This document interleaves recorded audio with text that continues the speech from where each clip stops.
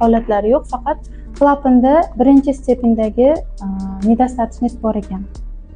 Dальнейшем xudo xolasa bola katta bo'lgani sari yana tez hech bo'lmaganda EKG qildirib turishingiz kerakda.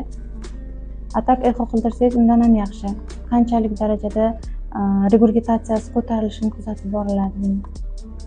Ja strashniy holat emas ekan vaqtimizga xudo xolasa.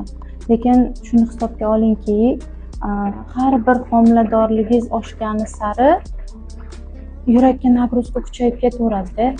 Shuning uchun planlashtiring обязательно homiladorlikni. Masalan, bittasini tug'ganingizdan keyin sразу oradan bo'lib qolmasin-da.